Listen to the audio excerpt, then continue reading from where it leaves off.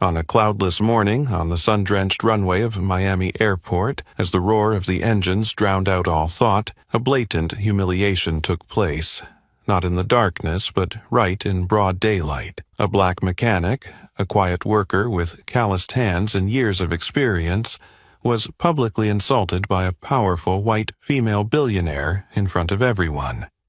Charlotte Reynolds, the heiress CEO of Reynolds Corporation, born into luxury and raised amidst hollow praise, not only rejected Marcus Johnson's offer of help, but also mocked him as a lowly man unworthy of touching her private jet. To her, the color of his skin and his grease-stained uniform were enough to define his worth. Little did she know, or care, that the man standing before her was the reason she was alive that day. And then, when disaster struck, and no one but the very man she had humiliated was capable of saving her, Charlotte was forced to face a harsh truth. The mechanic she had scorned was the son of the woman who had once saved her father's life, a debt the Reynolds family had never repaid. This time, justice would not knock on her door with words, but with action. Miami International Airport in the morning was a noisy symphony of engines, horns, and hurried footsteps. On that vast concrete expanse, among dozens of technicians in blue uniforms, there was one man no one truly saw, not because he blended into the crowd, but because society had never learned to pay attention to people like him. Marcus Johnson, a tall black man with calloused hands and a sharp gaze, stood there, as much a part of the metal structure, cables, bolts, and engines as any tool. He was a silent mechanic, but no one could deny his excellence. Marcus didn't speak much. He didn't need to. Every motion when checking an engine, every turn of a wrench, every time he listened to the strange screech of a machine, bore the mark of someone who worked not just with his hands, but with his soul. Born and raised in a poor neighborhood on the outskirts of Atlanta, Marcus learned valuable lessons from his single mother, Mary Ann Johnson, a diligent janitor who worked the night shift to support her son. Every morning when Marcus woke up for school, she hadn't yet returned home. And every night when he studied in the dim light, she silently prepared his lunchbox and uniform for the next day.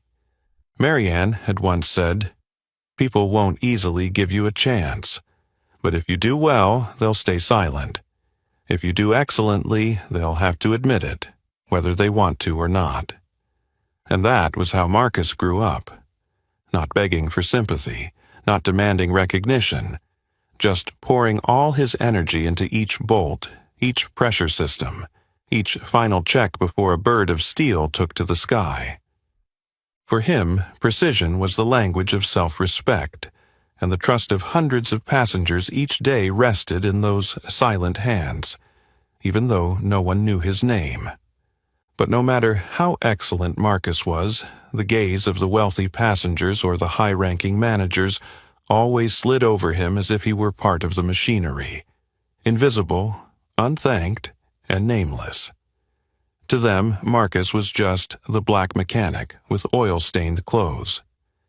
And then, on a bright sunny morning like any other, the life of this invisible mechanic was about to be thrust into the spotlight. Not through recognition, but by a humiliation, leading to an unexpected trial by fire.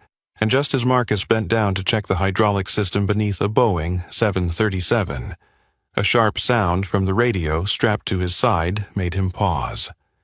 "Marcus Johnson. Report to VIP Hangar 3 immediately. Reynolds Corporation's private jet has a critical issue."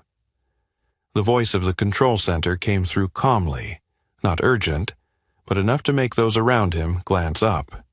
A few eyes turned toward Marcus, not out of curiosity, but because VIP Hangar 3 wasn't a place just anyone could enter. It was the domain of power and wealth, where billionaires, politicians, and the elite came and went in their chrome-plated jets, where marble floors were polished every hour, and employees were expected to smile just the right amount. Cold, proper, never too friendly. Marcus didn't react except for a nod. He placed his tools back in the box, locked it out of professional habit, then walked quickly toward the restricted area.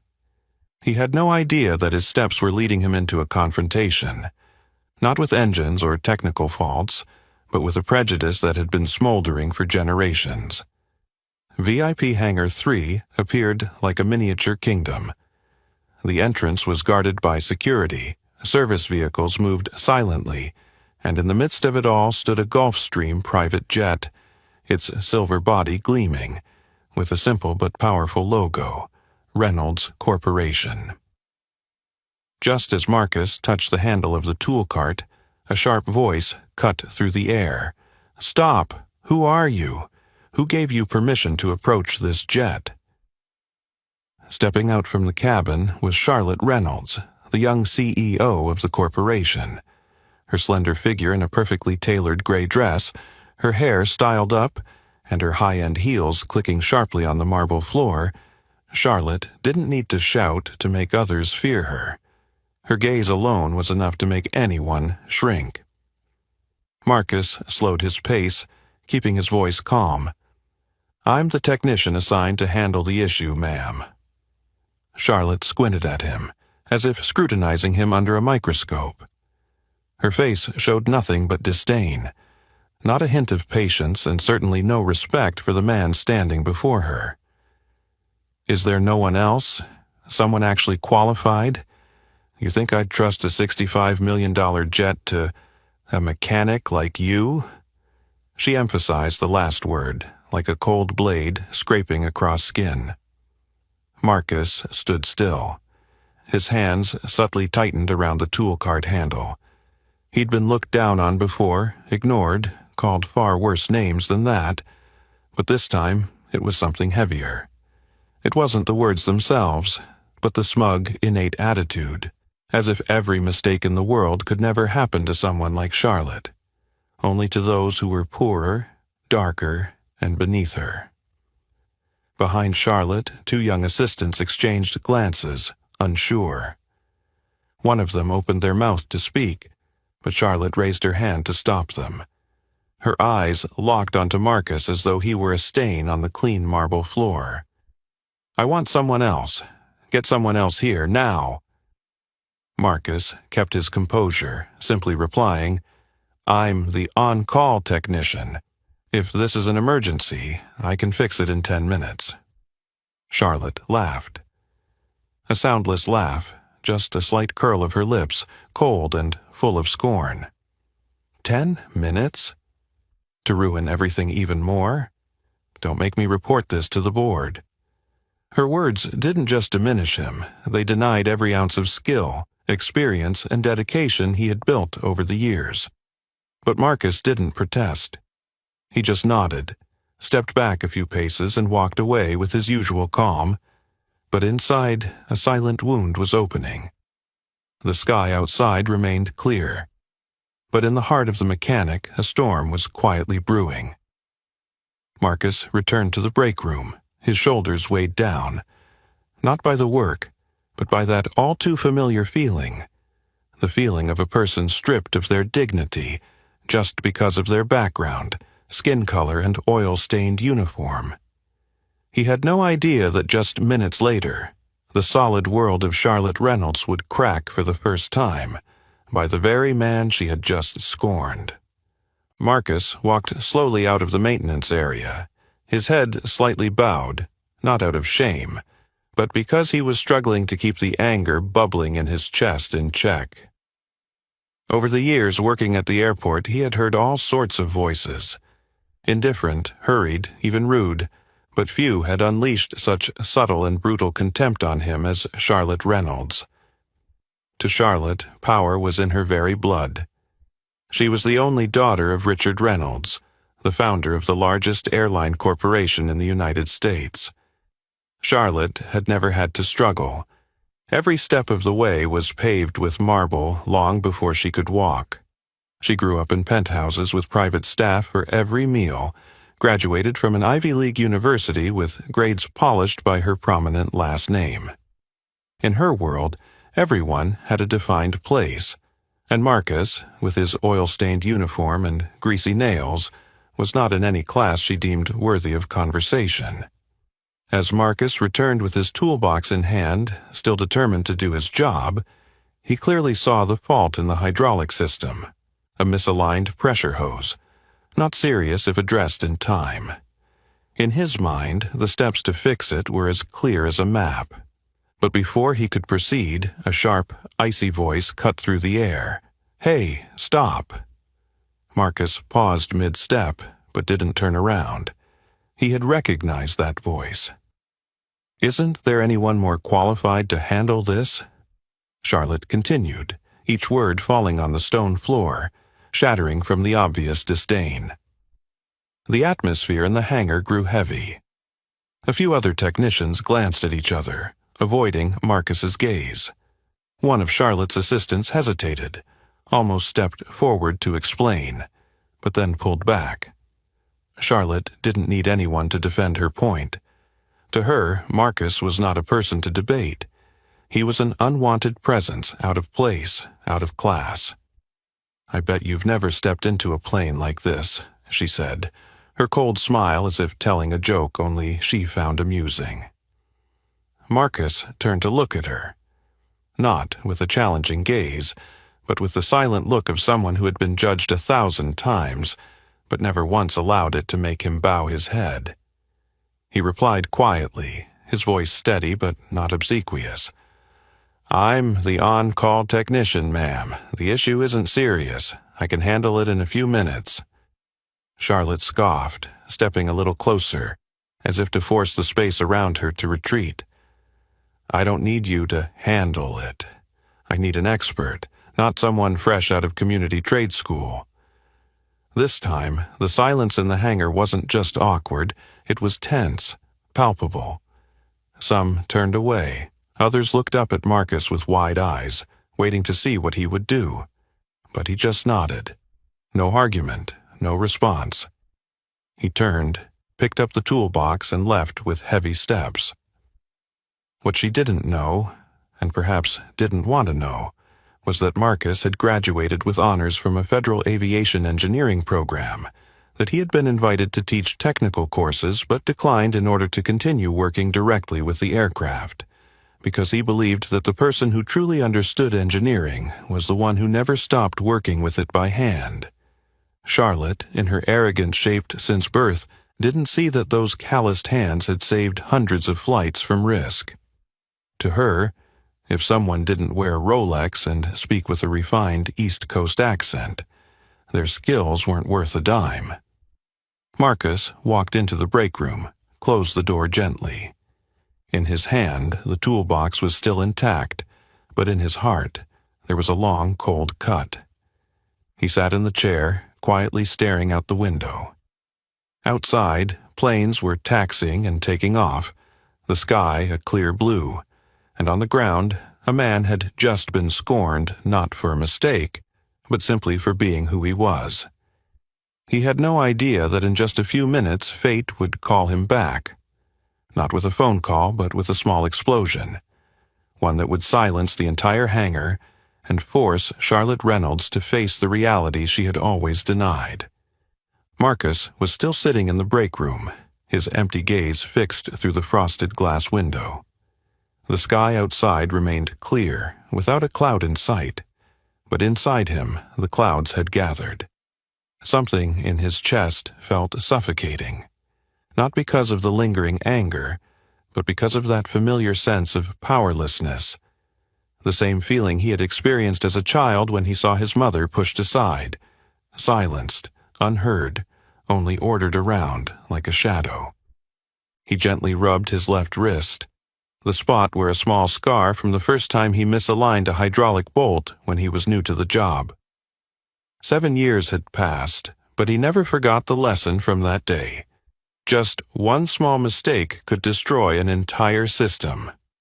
And now, in his mind, a strange intuition began to creep in, as if everything that had just happened was unfinished, as if something had not been handled properly, as if a fault was quietly accumulating somewhere, waiting to erupt. And then, almost to confirm that instinct. A dry, sharp sound echoed from the VIP hangar. It wasn't loud, not an explosion like an electrical burst, but it was enough to shatter the stillness in the air around him. Marcus immediately sprang to his feet. Through the small window, he saw a thin, white column of smoke rising from the left wing of the Gulfstream jet he had been about to repair. At first, it was just a light streak, but within seconds it spread, like a burning thread being blown out by the wind. Then, the alarm sirens blared, long, sharp shrieks signaling a potential fire hazard in the aircraft preparing for takeoff. The hangar fell into chaos. Technicians rushed to the emergency stations, some frantically calling the fire department. Senior staff hurriedly took off their badges to escape, while the service crew scattered like bees from a broken hive. Within less than a minute, the VIP parking area, once quiet and elegant like a gilded hall, had become a battlefield. Marcus didn't think twice. He grabbed the toolbox bolted out of the break room and ran straight for the smoking jet. No one called for him, no one gave him orders, and certainly no one had given him permission to act. But he couldn't stay still, not just for the sake of professional duty, but because there was one unbreakable principle inside him. When lives are at risk, procedures become secondary. He dashed through the long corridor connecting the tech area to the tarmac, each step feeling weightless. The wind hit his face. The blinding sunlight made his eyes sting, but Marcus only focused on one thing, the left wing area, where the hydraulic hose might have been overloaded. And just as he had predicted, at the junction between the drive system and the landing gear assembly, a small crack had caused a pressure leak.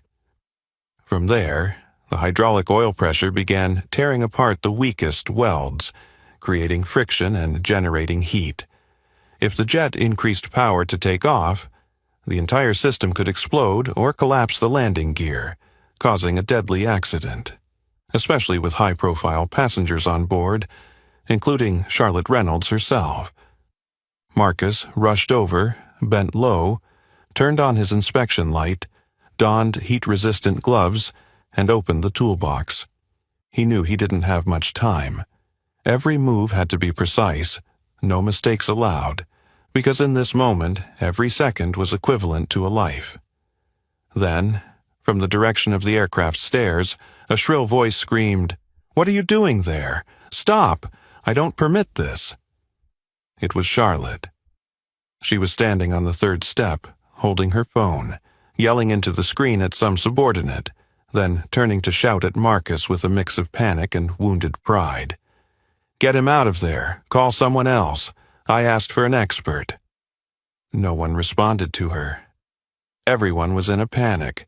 The people she had once considered her professional team were now scattered like broken-winged birds, none of them daring to touch a system they had never worked with in real life. In their eyes, and in the eyes of everyone present, there was only one person who remained calm and knew exactly what he was doing. Marcus Johnson. Charlotte screamed again, but this time no one listened. Not because no one wanted to listen, but because everyone understood the only one capable of saving them from disaster was not her, but the very person she had just humiliated. Marcus didn't look up.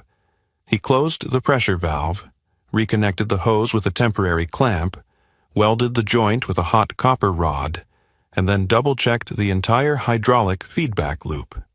His hands were drenched in sweat, his shirt covered in machine dust, his knees muddied, but each action was as precise as an unspoken melody. Behind him, Charlotte's voice continued to shout, fading into the sound of the wind and alarm sirens. "Call the lead technician.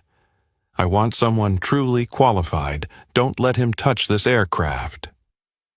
Marcus, still not looking back, spoke just loud enough for the pilot to hear.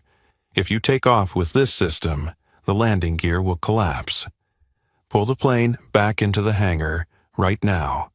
The pilot, a middle-aged man with hundreds of hours flying private jets, looked at Marcus, then glanced at the landing gear assembly still lightly smoking. He didn't need paperwork or confirmation to understand the seriousness. Nodding, he signaled to the crew to shut down the engines and activated the reverse towing mode to pull the aircraft back to maintenance. The entire tarmac fell silent, a strange moment where power was reversed and no one dared to object.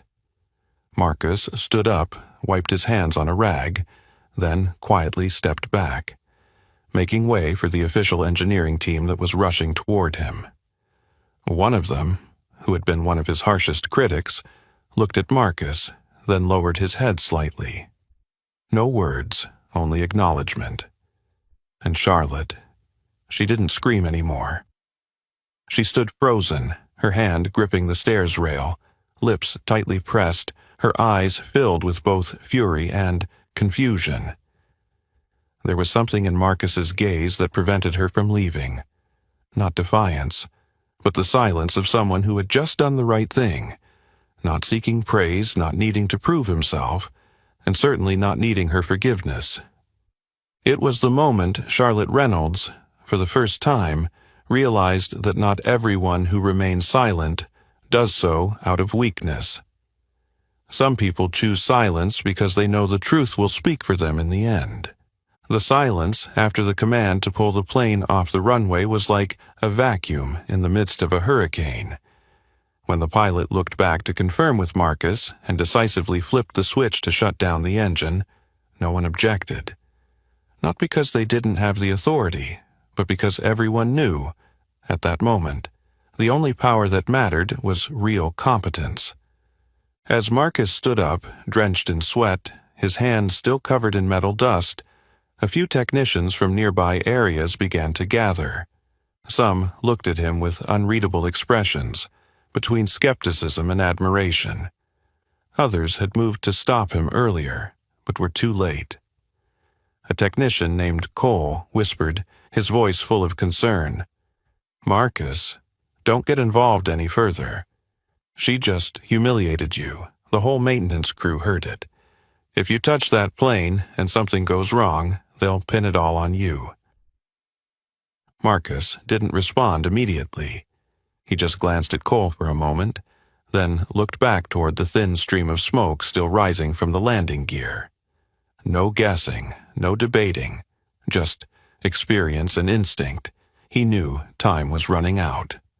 A light breeze swept across the tarmac, carrying the smell of hot hydraulic oil, sharp and sour, the smell of danger, of things that seemed small but could kill dozens in an instant.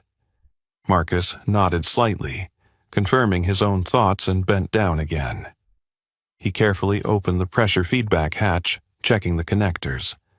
The sensation in his fingertips told him what Charlotte and her team didn't know. The connectors had been stretched beyond their safe limits, possibly due to sloppy repairs, or worse, due to overlooking pressure buildup in recent maintenance cycles. Every technical specification has a tolerance threshold, and today that threshold had reached its breaking point. Marcus pulled a rubber coupling from his jacket pocket, quickly attaching it to the exposed shaft. His movements were fast, deliberate, as though each turn of the wrench was a precise heartbeat. Inside him, there was no room for emotions, no space for anger, no room for pain, and certainly no place for pride. Far away, Charlotte was still standing on the aircraft stairs, furious, anxious, and helpless. Three emotions that had never coexisted in her expression before. She was shouting into her phone, screaming at someone on the other end, "Call another chief engineer. Don't let that technician touch anything else. If this is discovered, the company's stock will crash." She wasn't looking at the landing gear. She wasn't asking about the cause. For Charlotte, the issue wasn't technical. It was about reputation. She was afraid the media would find out, afraid the investors would react, afraid the board of directors, and above all, afraid of her father, Richard Reynolds, the founder of Reynolds Corporation, finding out that she had let a maintenance issue slide, simply because she didn't like the mechanic who didn't look sophisticated enough. The urgent commands from Charlotte now became meaningless amidst the chaos, as Marcus, the very man she had just scorned and humiliated, was the only one keeping his head cool enough to solve the most serious technical issue of the day. As the plane was pulled away from the takeoff position, the landing gear tilted slightly as if it was about to snap. But thanks to the emergency reinforcement, it held firm. The hiss of compressed pressure filled the air. Moments later, the system stopped. People looked at each other.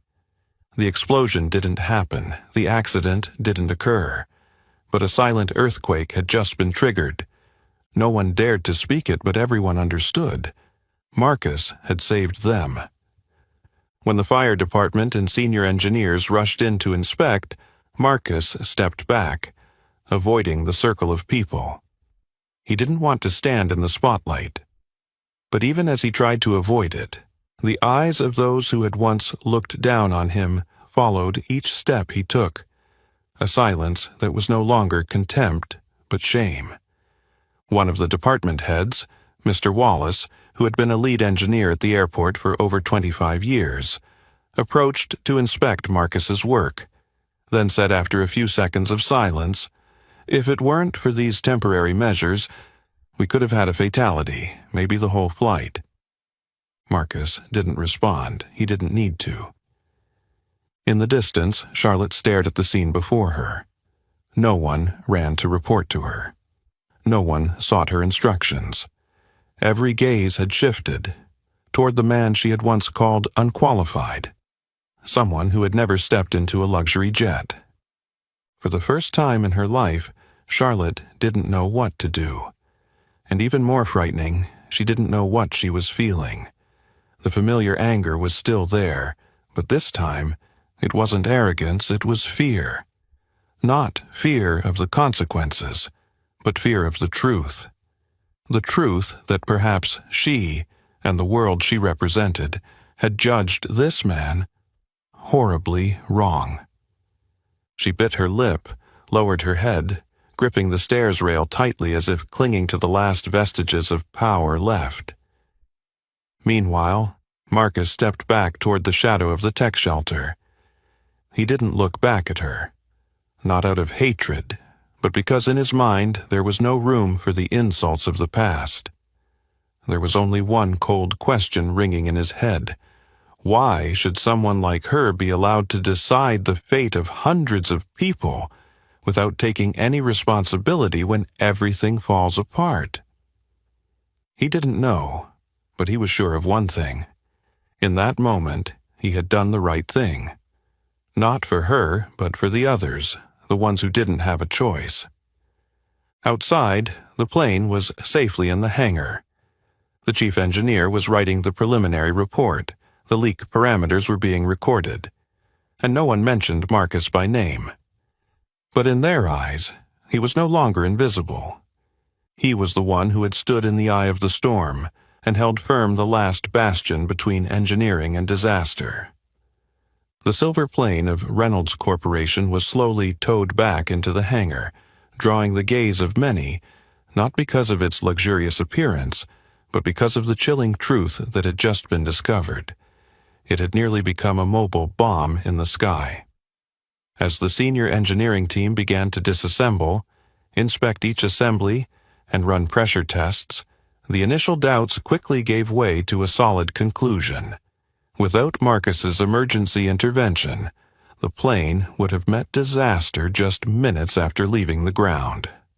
The phrase, "It was almost a bomb," began to spread through hushed whispers across the hangar. Initially within the technical room, then to the administrative staff, and eventually even reaching the ears of senior management. But even as the story circulated, one thing didn't happen. No one came to thank Marcus Johnson.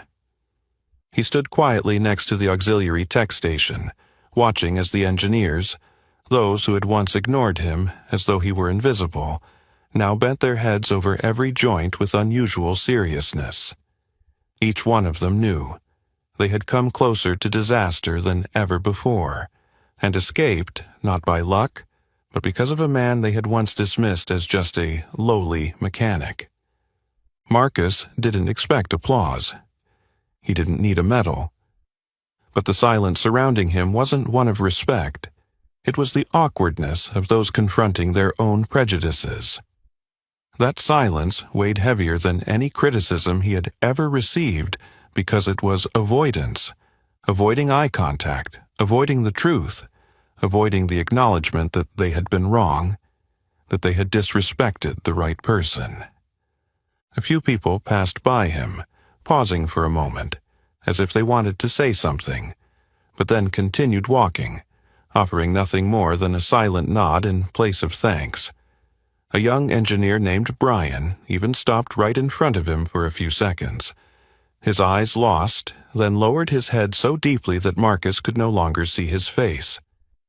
But instead of a simple "thank you," Brian just pursed his lips, nodded slightly, and turned away. Marcus didn't blame them. He had long been accustomed to people accepting the truth, but lacking the courage to recognize the one who brought it to them. At the far end of the hangar, Charlotte Reynolds was still standing there, like a statue amidst the crowd that was beginning to disperse. Her phone was silent in her hand now. No more shouting, no more commanding. Only her wide eyes, filled with confusion and unease, as though a part of the world she had believed to be untouchable had just collapsed right in front of her. And what was more terrifying, she didn't know how to rebuild it. She hadn't said anything since the pilot had ignored her and ordered the plane to be pulled back. No one came to report to her. The employees who once waited for her glance before acting now avoided her, as if she had turned into something fragile, or no longer as intimidating as they once thought. Charlotte looked at Marcus. He was standing alone, not far from her, but his gaze no longer returned to hers. Not out of disdain, but because he had done his job, while she was still stuck in the consequences of her own arrogance. Suddenly, Charlotte furrowed her brow. There was something in Marcus's expression that made her hesitate.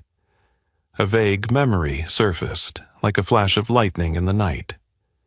She saw the image of a woman, dark-skinned, deep eyes, and a calm voice, echoing somewhere in her old memories. Of course. Her mother had once told her about an accident years ago, when her father, Richard Reynolds, had nearly died in a fiery car crash on the outskirts of Georgia. A black woman had saved him from the flames. No payment, no questions asked, only leaving him with one line before she left. "I just did what was right." Charlotte shook her head as though wanting to banish the thought. She didn't want to believe that she had ever heard and forgotten that story. But Marcus's expression, his calm gaze, and those calloused hands full of quiet strength, made her realize maybe she had seen that image before, not in real life, but in an old photograph. A feeling of unease crept into her chest. She looked around, and no one was standing by her side. No assistants, no allies. Everyone was turning away, not because of the technical failure, but because she had stripped herself of her legitimacy by disrespecting the one person who deserved it the most. After a few minutes of watching everyone return to their tasks, Marcus gently lifted the toolbox. He didn't want to stay any longer than necessary. He had done the right thing, and right things were rarely accompanied by comfort. As he turned and walked away, his shadow stretched long across the hangar floor, silent as the man himself. No one called him back, no one held him back. But in the hearts of all those who witnessed, the way he left, quietly, calmly, and with full composure, spoke one thing that no one dared to admit out loud, that on that day, the one they had once ignored had saved the sky from an indelible stain. As for Charlotte, she remained standing, watching his retreating figure. Her heart tightened with an emotion she had never named, a shame that money couldn't wash away, and an increasing doubt that the man wasn't just a mechanic. He was the continuation of something her family owed, and had never repaid. Charlotte stood motionless at the plane's stairway, her eyes following Marcus's figure as it disappeared behind the tugs and technical stands. The wind tugged at her vest, carrying the acrid smell of burning oil and rubber, the scent of chaos just extinguished.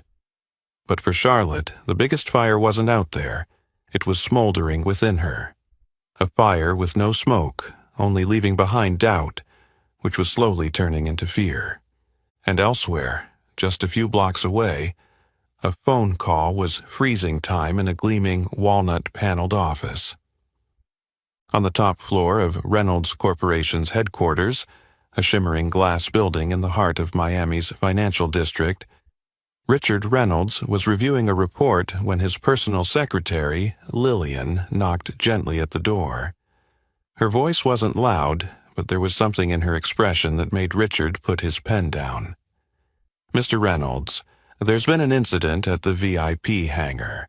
The Gulfstream G650, Miss Charlotte's plane, encountered a serious malfunction before takeoff." Richard looked up, his face still composed. For him, technical issues were common in such a vast corporation like Reynolds. But it was Lillian's next words that made him pause. "And the person who prevented the disaster is a technician named Marcus Johnson.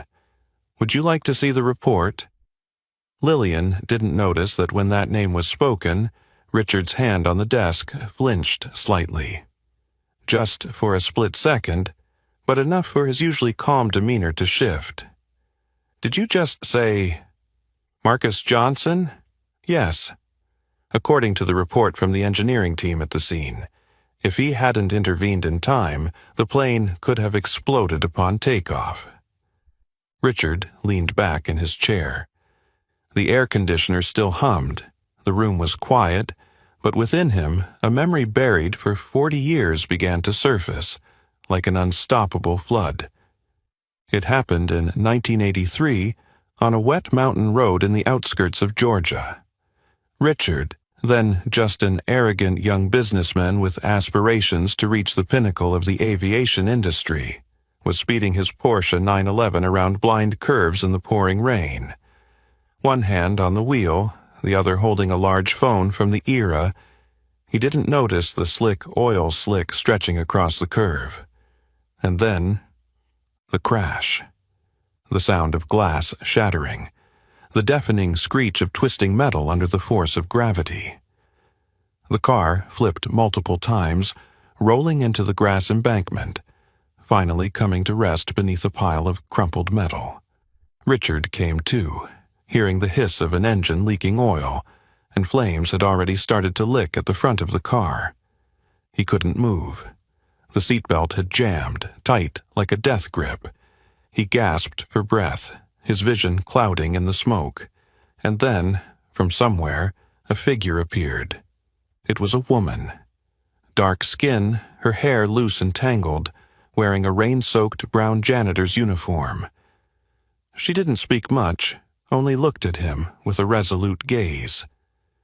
Despite the intense heat from the fire near his face, despite the sharp metal edges of the twisted car frame, she grabbed the door and pulled with all her strength.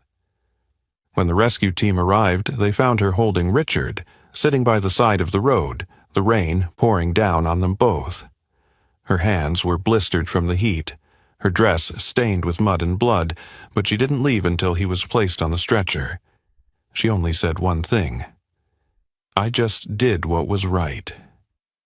She didn't leave a name, but Richard found it later through medical records.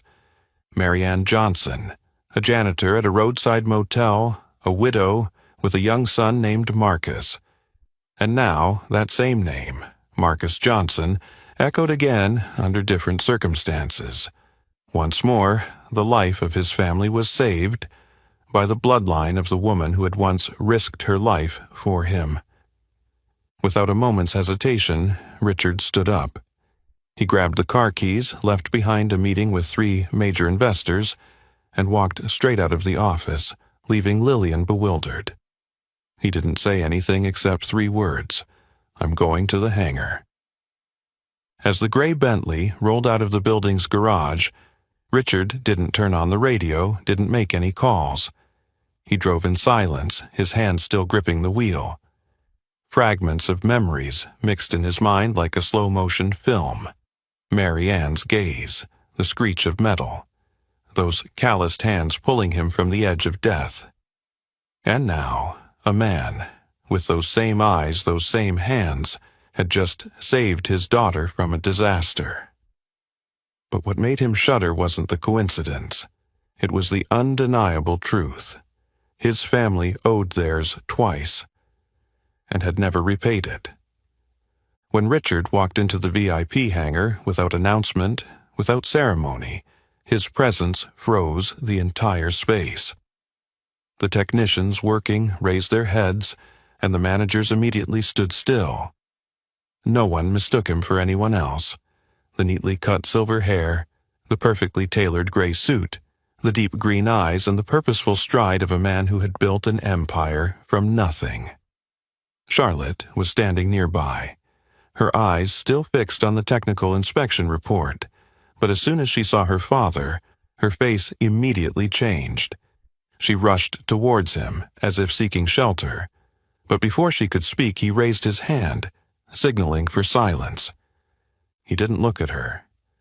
His eyes scanned for someone else, and then he saw him. Marcus was standing near the auxiliary power station, his back turned, still unaware of anyone approaching. When Richard turned around, their eyes met. The same eyes that had once pulled Richard from death, now present in the eyes of the son. In that moment, without confirmation, without checking paperwork, Richard knew, his heart clenched. Not from guilt, but from a rare feeling he had always avoided, gratitude and shame, all at once. Charlotte looked at her father, then at Marcus. Her eyes flicked quickly between the two, an uneasy premonition swelling in her chest. She didn't understand what was happening, but her father's expression was unlike any she had seen before. And deep inside, a small voice whispered, "What have I done to this man?"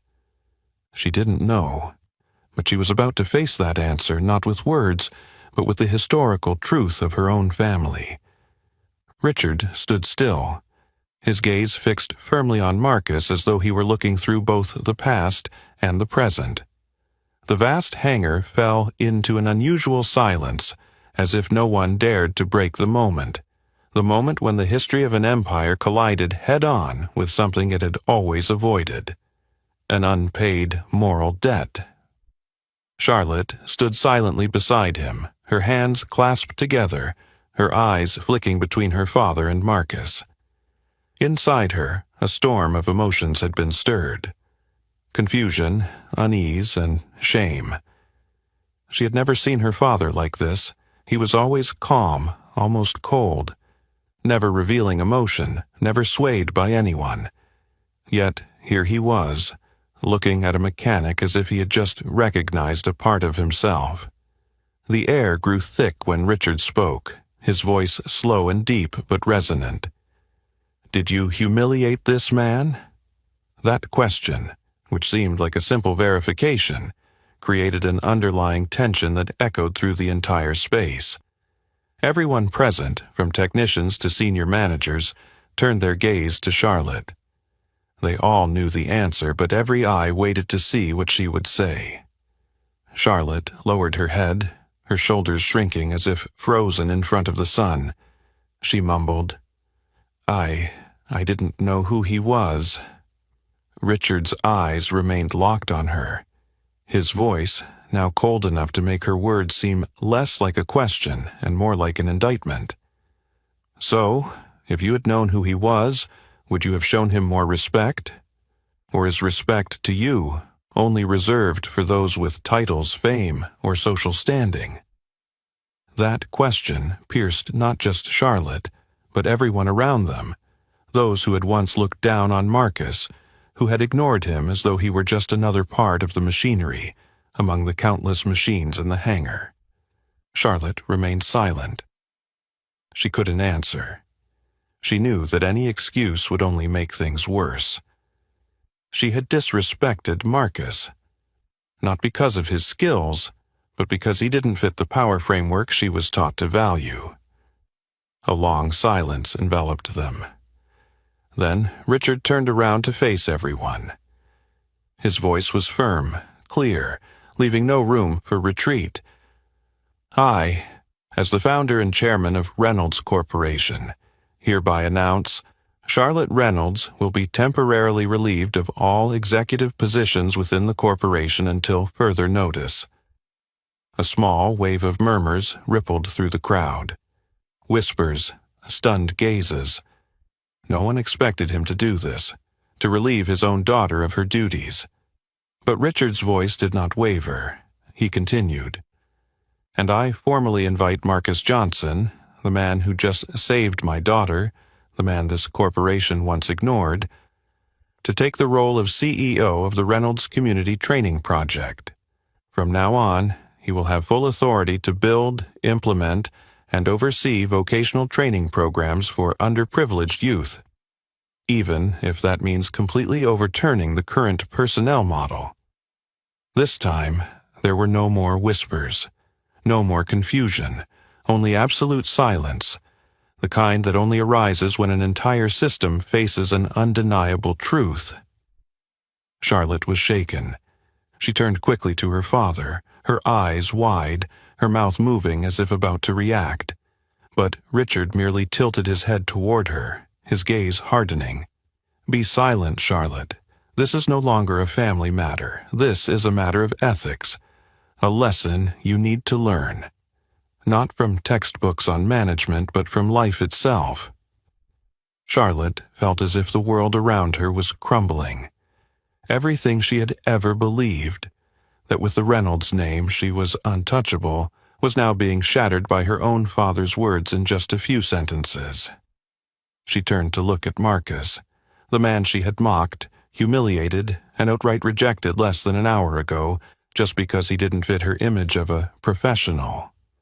Now he was the one given real power, not by lineage, but by ability and righteousness. Marcus stood still, as if nailed to the spot. Richard's words struck him like stones. Not because he wanted recognition, but because he understood the price he had just paid to receive this acknowledgement. And it wasn't just for him, but for all the people who had been overlooked, underestimated or ridiculed simply because they didn't have the right name, the right skin color, or the shiny uniform. Marcus nodded slowly. He didn't show any signs of victory. There was no need. His eyes were no longer directed at Charlotte, nor at the executives who bowed their heads. His gaze was on the future, on people like him in the past, waiting for a door to be opened.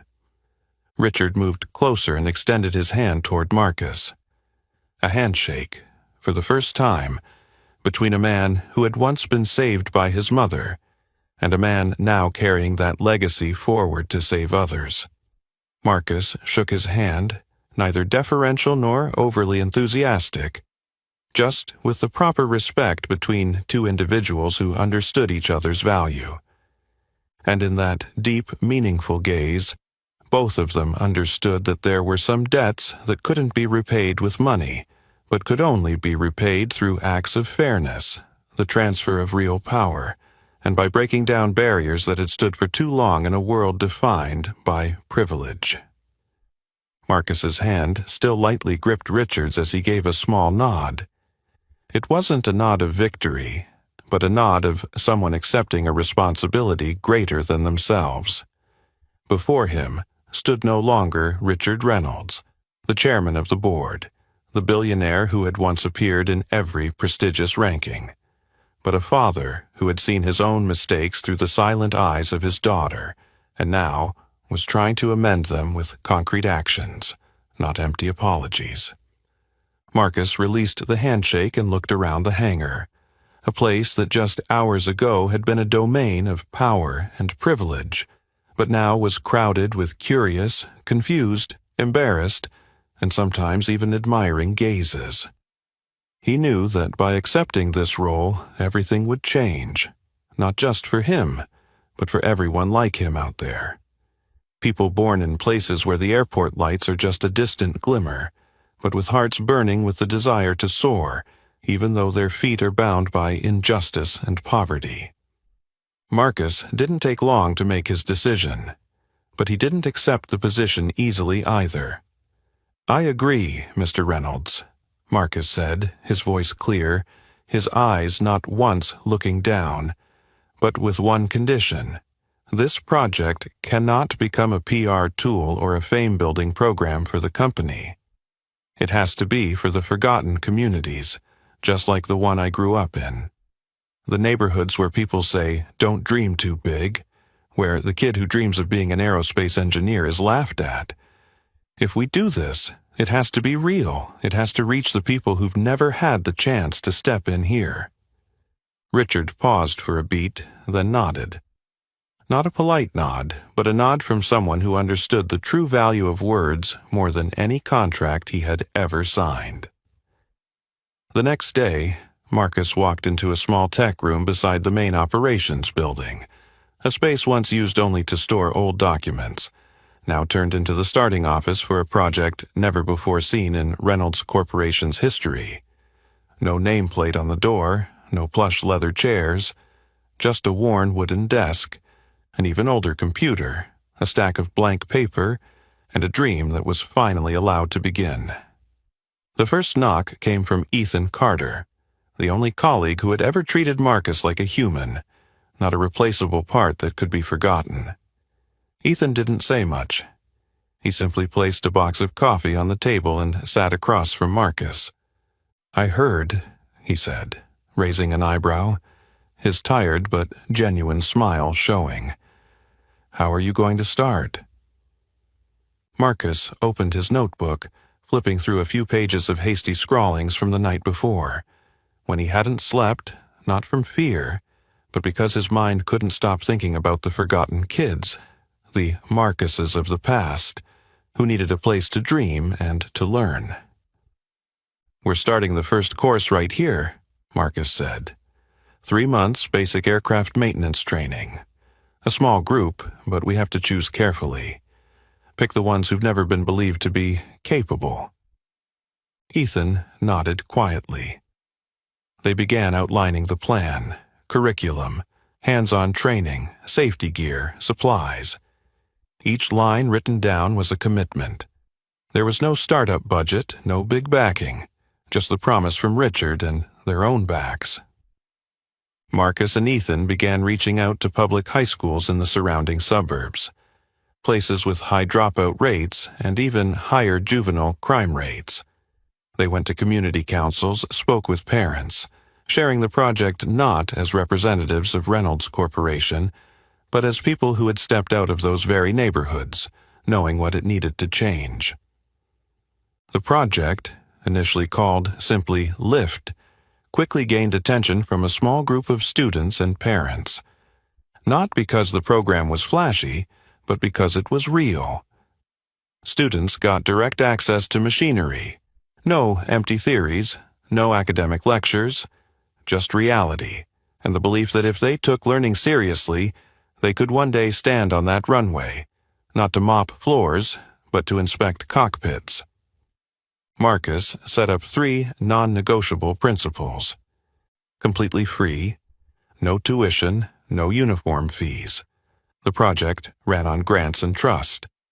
No discrimination based on past academic performance, whether their GPA was low or they had a history of discipline problems. If they were willing to learn, they were in. Learning through practice. Every theoretical lesson came with a shift in the hangar, under supervision. But then, something Marcus hadn't expected began to happen. As the news about the project spread, some senior managers within the company, particularly those who had been close to Charlotte, began to express subtle opposition. They didn't speak out publicly, but equipment approval emails were delayed. Requests to use training areas were returned with no clear reason. Some started whispering that the project was a legal risk, inconsistent with the company's image. And from there, Marcus began to feel something he knew all too well: the silent resistance from those with privilege. But this time, he wasn't alone. Ethan walked in one morning throwing a document down on the table, a notice of rejection for a supplies purchase request. "They don't want us to exist, Marcus. To them, those poor kids are just a stain on the Reynolds marble floor." Marcus only smiled faintly, his gaze unshaken. "Then we'll work on concrete. Dusty, but real." He didn't know, and perhaps didn't care, that at the same time, from the executive offices, Charlotte Reynolds was watching every step he took, not through power, but through something far more uncomfortable: the realization that the man she had once disrespected was doing something she had never thought of, and succeeding. Although Marcus didn't speak it out loud, he knew. Every step forward of the lift project was like a thorn in the eyes of those who had once regarded him as invisible. And when an invisible man starts to be seen, when a voice that was once mocked now has the authority to make decisions, the first reaction of those who are accustomed to being on top is never silence. From the makeshift office next to the main operations building, Marcus and Ethan watched as the number of sign-ups increased week by week.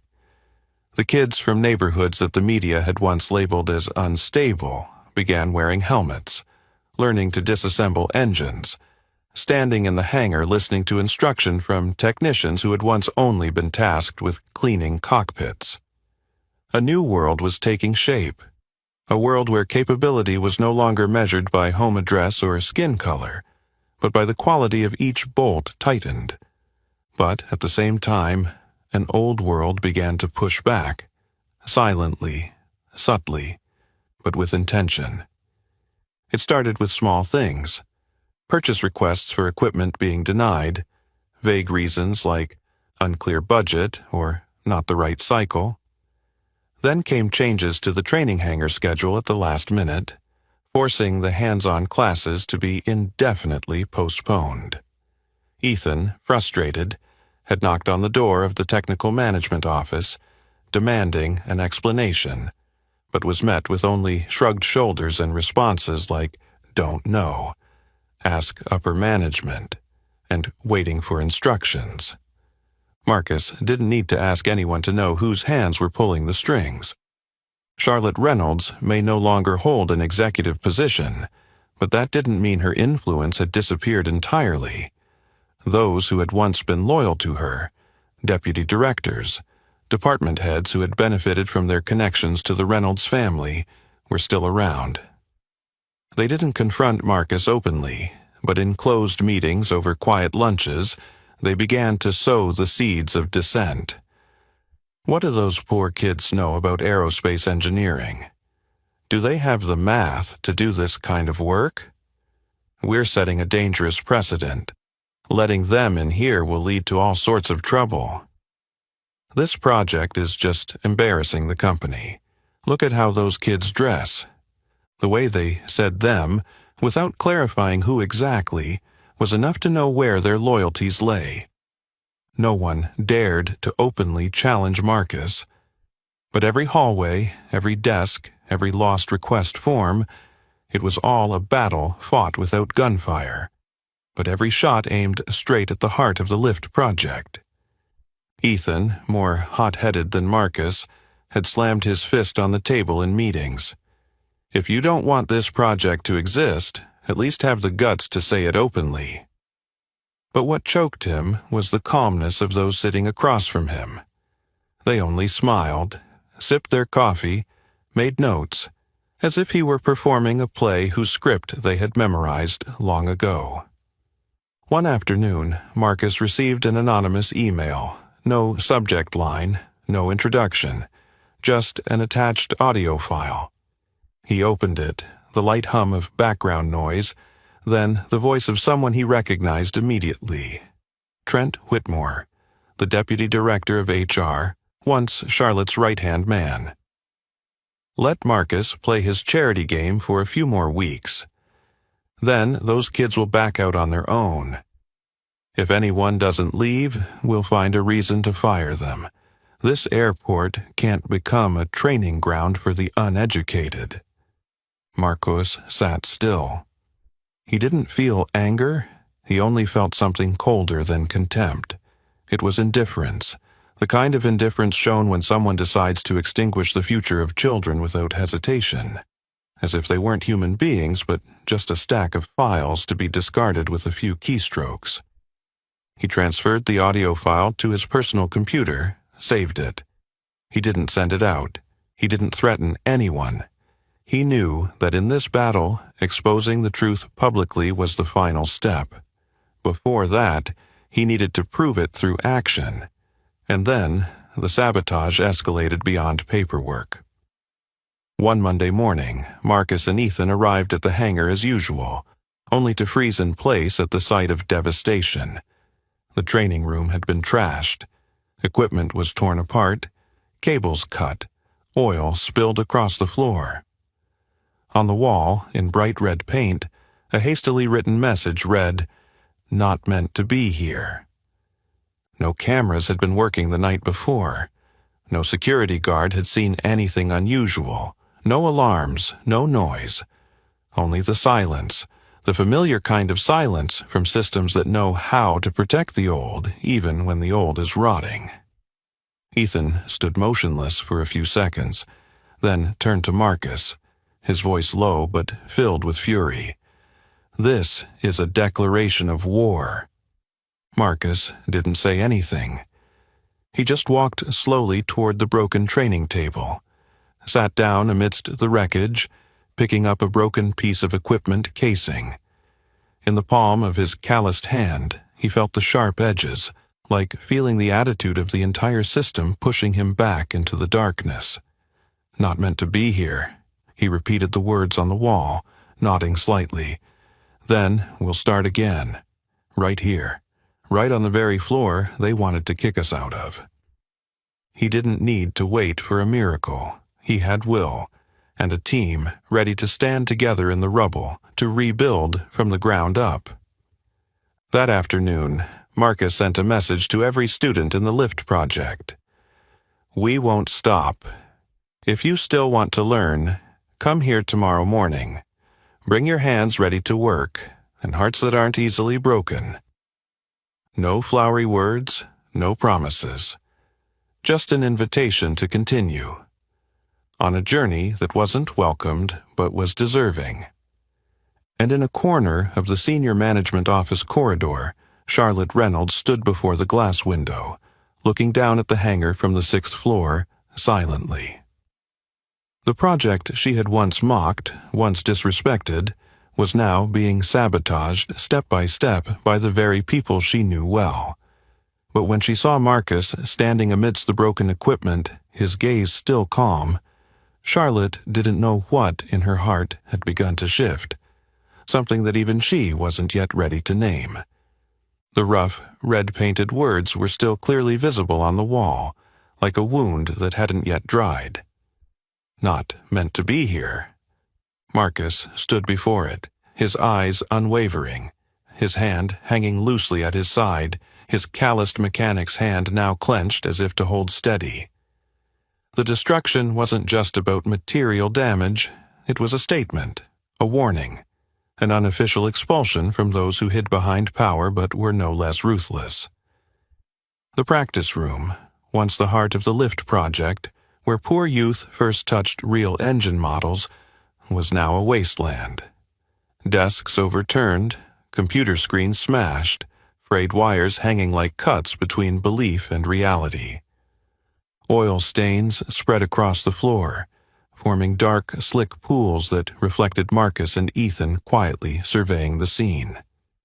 But if Ethan was angry enough to nearly kick over the remaining toolbox, Marcus remained eerily calm. He bent down, picked up a broken wrench, and exhaled slowly. "They want us to react the way they expect," Marcus said. "Angry, yelling, giving up, or slipping into violence. So they can have an excuse to end it all, but they forgot one thing. Ethan looked at him, still clenching his fists. Forgot what? Marcus looked up, his eyes fixed on the red words now drying on the wall. That we've been broken before, but we stood up, and this time we'll stand up right here, where we were knocked down. Not waiting for approval, not waiting for apologies. Marcus and Ethan started cleaning up from that very morning. Each broken chair was pulled outside. Wires were temporarily patched with tubing, smashed screens taken down. The desk wiped down with old rags to clean the oil stains. Every action was a quiet but powerful resistance, resisting prejudice, stigma, and a system accustomed to pushing people like Marcus aside. Ethan brought some personal tools from home. Marcus called contacts from local car repair shops for help. At first, it was just some old welding rods, leftover copper wire, and a few broken pieces of plexiglass to shield the wind. But then, like a wind blowing through, everything started to change. That afternoon, as they were busy restoring the primary electrical lines, 3 teenagers showed up at the door. No knock, no warning. Just standing there, wearing old shirts, sunburned hair, scratched hands. One of them, a boy named Darnell, had once been called by his teacher, someone who would never pay attention long enough to learn anything. "We heard the news. They wrecked it, huh?" Darnell asked, not surprised, just sad. "Yeah," Marcus answered, not stopping his work. "Need help?" Ethan looked up, frowning as if about to decline, but Marcus nodded. "If you're ready to work, not just stand and watch, then come in."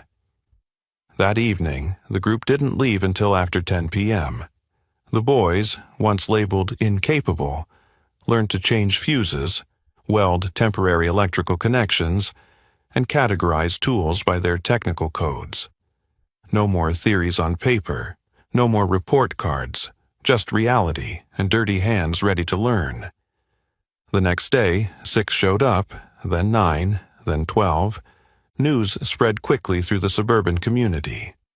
A project once disregarded had now become the place where forgotten kids found real value. No interviews required, no 2-page application. Just showing up and being ready. But this rebirth didn't bring joy to everyone. In the senior executive offices, Trent Whitmore, the HR deputy director, who had once said, "Those uneducated kids will give up soon enough," sat facing his computer screen listening to a report from a subordinate. They fix it all? Yes, and they've started a new class. The community is fundraising for them.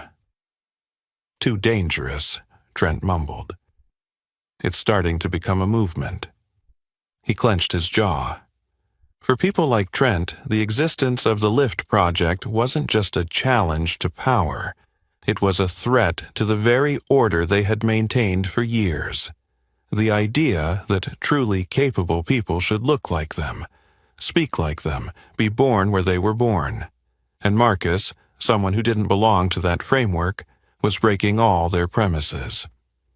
A week after the sabotage, when everything had been nearly restored, Marcus stood before the group of students. No lecture, no microphone, just him and a whiteboard with one large word written, "Why we don't give up." "They say we don't belong here, but I'm telling you, we are making this place. With our own hands, with our will, with every morning we get up earlier than the others. Not to prove anything to them, but to prove to ourselves that we deserve to learn, to work, and to be trusted." The hangar was silent.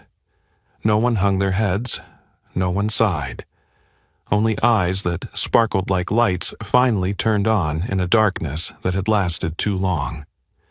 Ethan walked over, gently tapping Marcus on the shoulder. "You know, those kids, they don't need the program anymore. They've got faith. The rest is just time."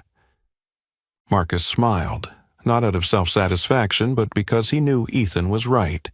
The saboteurs had left a message on the wall, but it was the actions of these kids that were the real answer. Not meant to be here? Then we'll change this place so it's worthy of us. Marcus's response rang out like a brief declaration. Then we'll change this place so it deserves us. Before the words had even cooled, darkness crept in again, not with hammers or red paint this time, but with paperwork, evaluation sheets, and the stamp of authority. Less than a week after the sabotage, Reynolds Corporation's Senior Management Board suddenly issued a notice for a comprehensive inspection of the lift project. The reason cited in the document: to ensure safety standards and quality of training. But for Marcus, Ethan, and anyone who had ever clashed with this system, they all knew. This was not a routine inspection. This was a disguised execution. 8 a.m. The sky was grayer than usual, as if the weather itself understood that today wasn't just another inspection. Luxury cars with the company logo rolled up in front of the main operations building. Board members stepped out, leather briefcases in hand, shirts impeccably pressed, faces like molds. No smiles, no handshakes, just cold eyes and clipboards. In a small courtyard far off, Charlotte Reynolds stood behind the third-floor glass, silently watching. She was no longer an executive, nor the decision-maker in today's inspection, but something in her gaze was changing. A silence that no longer fully aligned with the side she had once stood on.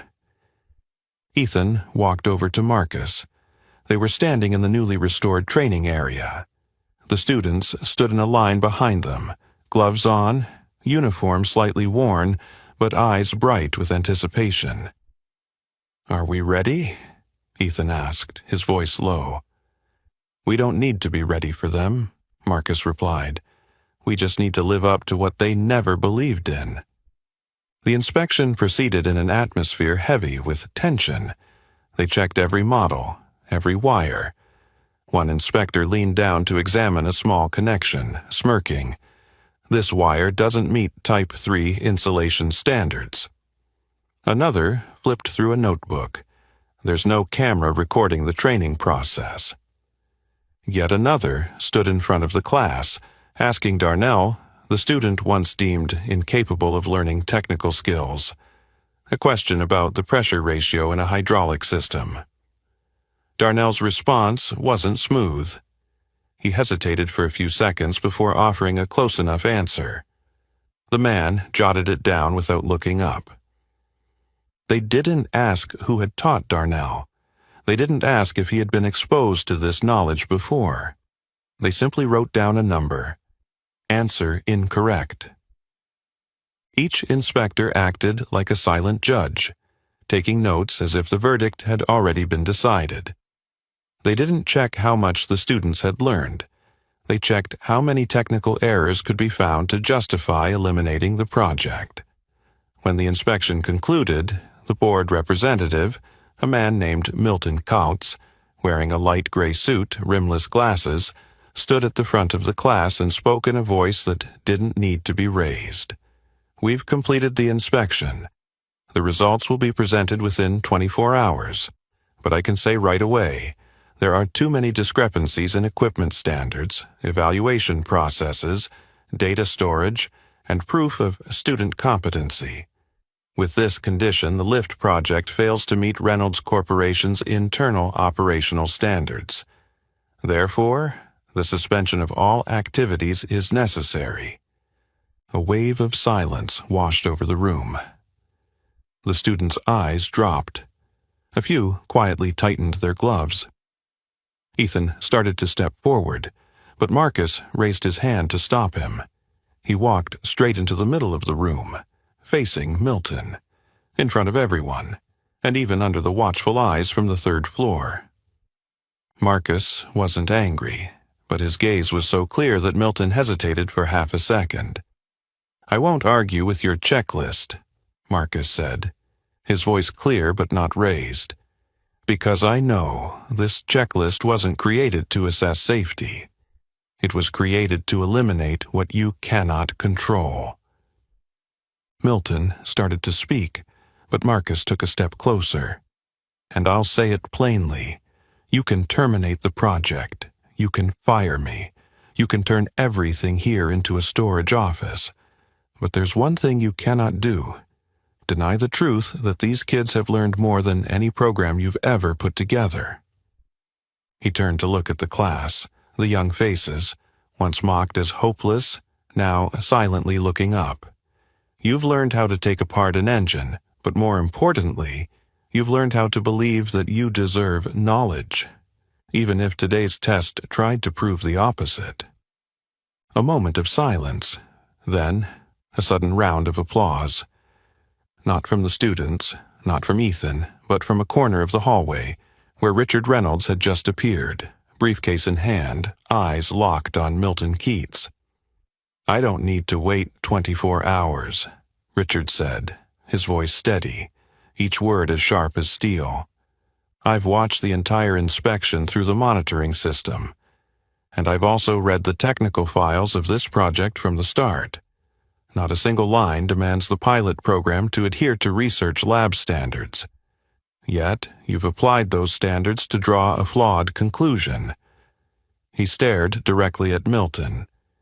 "If this is how the board evaluates life-changing initiatives, then I'm afraid we need to reconsider the board itself." Milton stepped back. The others quickly lowered their heads, taking notes. Richard turned to Marcus, giving him a slight nod. "This program will continue, and from today it will be under the direct patronage of the chairman of the corporation. No one has the authority to suspend it except me." On the third floor, Charlotte still stood behind the glass.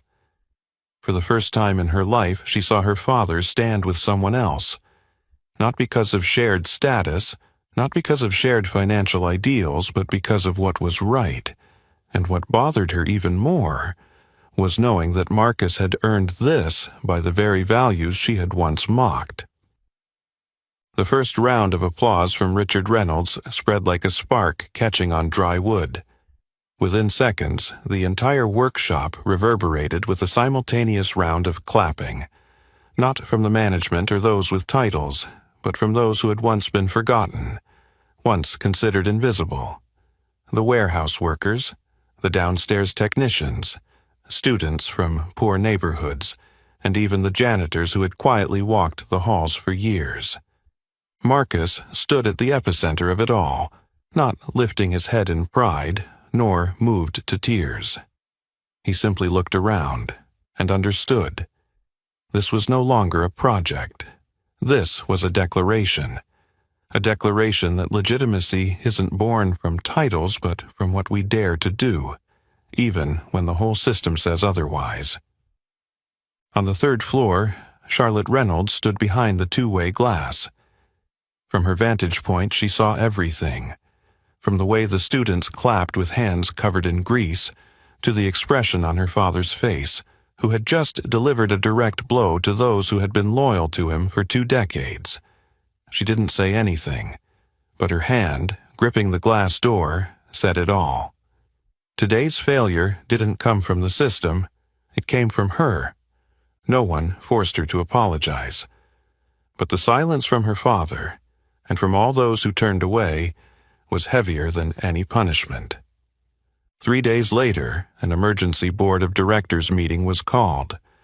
Not by the executive committee's proposal, but by Richard himself. For the first time in many years, he didn't delegate to any vice chairman, but directly presided over the meeting, in the highest shareholder meeting room of Reynolds Corporation. Marcus was invited, not as an employee, no longer as technician Marcus Johnson, but as the man who had stood up in the storm and didn't get swept away. The room was brightly lit with mahogany walls and a soft golden chandelier, now eerily tense. The board members, who once wore identical suits like playing cards facing up, stared at Marcus as if still trying to understand how this man could have come this far without a proper lineage. Richard opened the meeting with a short sentence. "Today, we won't discuss finances. We will discuss the future." Then he turned to Marcus. I only have one question for you. A question that will decide the entire direction of this company for the next decade. The air in the room grew heavy. Marcus Johnson, I want to know what you choose. A seat on the board of directors, with all the power, salary, and privileges, where you can control more, protect yourself, and make decisions from the top. Or you can refuse it all, and keep the leadership of the community training program, continue working in the lower levels, between machinery and workers, but with no decision-making power, no guarantees for yourself. Marcus didn't answer immediately. He looked around the room, where every wall seemed to exude the coldness of power frozen in place. Then he remembered. Every kid wiping sweat from their sleeves, every young person looking up at a plane for the first time with bright eyes. And he remembered his mother, Mary Ann Johnson, who once said, "Not everyone who stands at the top is a leader. Sometimes the leader is the one who dares to bend down and lift others up." Marcus looked up, speaking slowly. "I choose the second path. Not because I'm not capable of the first, but because I know where I need to stand to not betray the ideal that brought me here." The room fell silent. A few board members leaned back in their chairs, their faces contorted in disbelief that he had rejected power. One person even surreptitiously flipped through Marcus's personal records, as if looking for a flaw. But Richard smiled, a rare smile, slightly sad but sincere. "Then, because you've rejected personal power, I will give you collective power." He turned to the board. "I propose that, from now on, the LIFT project will no longer be a subsidiary project. It will become one of the 3 core activities of Reynolds Corporation, with its own budget, legal framework, and protected by the same regulations as the Strategic R&D Department." A small shockwave spread across the table. But Richard didn't let anyone interrupt. "Our company exists not just to operate planes, but to build a generation capable of fixing the system we leave behind. Without that, every Gulfstream we produce is hollow."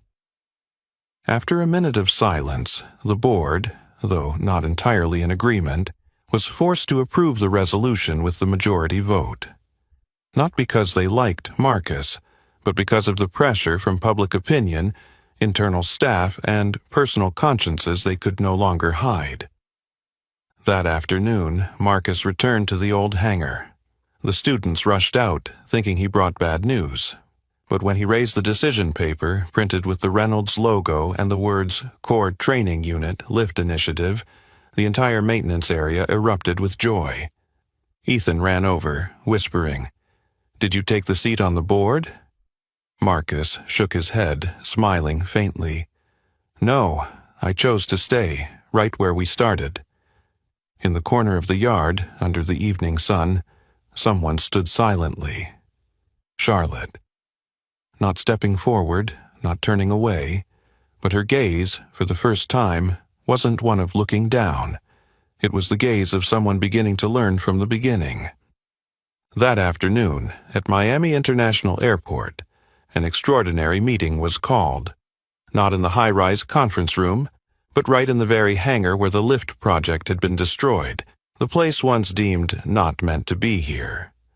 Nearly 300 employees from all levels were present, from technicians, maintenance staff, and ground crew to mid-level managers and representatives from the board of directors. There was no grand stage, just a makeshift wooden platform, a simple microphone, and faces full of anticipation. At the center, Richard Reynolds stepped forward. The man once seen as the wall of power within the corporation was no longer wearing a dark suit or speaking in grandiose terms. He wore a white shirt with sleeves rolled up, his deep eyes locked directly on the crowd. No speech, no promises for the future. He spoke with the transparency the company had lacked for so many years. "I once believed that running a corporation was about keeping the wheels turning, growing profits, and stabilizing stocks. But I was wrong. Without people willing to step forward and fix mistakes through action, everything we've built is hollow. And so, I have an important announcement. The hangar seemed to hold its breath. Richard turned to his left where Charlotte stood. She wore a black coat, her expression stern, but her eyes seemed lost. It seemed as though she knew what was coming. But she didn't step back. She had chosen to stay and face it, instead of hiding in the boardroom as she once did. Charlotte Reynolds, from today, you will no longer hold any executive position in the company. All privileges, car services, allowances, office space and personal assistance will be revoked. Instead, you will start again, under the direct guidance of Marcus Johnson, not as punishment but to learn from the beginning, about humility, about dignity, about humanity. The words cut through the thick armor of prestige Charlotte had once worn like a suit of armor. Whispers spread like ripples across the room. Some people lowered their heads, some widened their eyes in disbelief that the sole heir had been publicly dethroned and handed over to the very person she had once mocked. All eyes turned to Charlotte. Her face went pale, her jaw slightly trembling. But then, tears quietly fell, without fanfare, without sobs. She didn't deny it, didn't place blame. She simply stepped up to the microphone, mustered all her courage, and said in a choked voice, "I was wrong." No one clapped, but no one turned away either. The silence was no longer judgment, it was recognition. Marcus stood still, not reveling in triumph, not looking at Charlotte with vengeful eyes. He understood. For someone like her, admitting a mistake in public wasn't humiliation. It was the beginning of a process of atonement. He walked over, standing next to her, offering no shoulder pat, no extended hand. He simply spoke, softly but firmly, "Welcome to where we started, from nothing, from the truth, and from action." From that day on, Charlotte began working like any other new employee in the training area. No more car service, no one opening doors for her. She wore gloves wiped off oil, checked pressure just like any student. Those who had once feared her now quietly watched her struggle. Clumsy, awkward, but unwilling to quit. And then, day by day, she no longer became the fallen Miss Reynolds, but a true learner. Once, when Darnell, the student she had once ignored at the first seminar, helped her fix a misaligned pipe, she looked up, sweat beading on her forehead, and quietly said, "Thank you. You're really good at this." Darnell smiled, saying nothing, but his gaze had changed. He had forgiven her, not through words, but by giving her a chance just as Marcus had once been given. In another development, Marcus, now recognized as the leader of one of the 3 pillars of the corporation, didn't move his office upstairs. He remained at the technical station, still sitting amid the hum of machines and the scent of burning metal. But now, every time he walked through the hallways, those who had once ignored him, who had called him the wrench turner, stood up straight and nodded in respect. Not because of his title, but because he deserved it. Richard, though no longer young, still visited the hangar once a week to observe the classes. He didn't intervene. He simply watched, smiled, and often repeated to his colleagues, "I once thought the heir had to carry the Reynolds name. Now I know the one who deserves to inherit is the one who creates new value, not the one who clings to the old." And amidst all this, a silent but profound change took place. From within the closed system, a crack appeared. From that crack, light began to shine. Charlotte was no longer a shadow of privilege. Marcus was no longer a shadow of prejudice. Both of them, standing at opposite ends of the battlefield, now joined hands to rebuild something that Reynolds Corporation had never had before. a culture of fairness, starting from the lowest point, but with the power to reach the highest. That late afternoon, as the sunset bathed the modest streets of South Miami in golden light, Marcus Johnson returned to his small home. The wooden door creaked open with the old lock, the floorboards still slightly warped at the hallway corner, and the scent of aged wood and brewing coffee still blended together like a familiar song from his childhood. He placed his bag down, removed his gloves still stained with a bit of engine grease, and then, like a quiet ritual that never changes, he walked to the small wooden shelf in the living room, where the old time-worn photograph of the woman Marcus had called with all his gratitude and admiration, Mary Ann Johnson, his mother, sat. In the dark wooden frame, his mother was smiling, wearing her janitor uniform, holding a bucket of water, her eyes full of life despite the weariness in her gaze. It wasn't the smile of someone who had been honored. It was the smile of someone who had never needed recognition to do what was right. Marcus looked at the photo, silent. Today, he had stood before hundreds and rejected personal power, choosing to uphold collective ideals, and he understood it was not the first act of courage in his family. 40 years ago, his mother had saved a man trapped in a burning car, never seeking glory or reward. She only left one line, "I just did what was right." Today, when Richard Reynolds publicly declared that the Lyft project would become a core activity of the corporation, and when Charlotte, once a symbol of privilege, bowed her head to become a student of those she had once looked down upon, Marcus understood.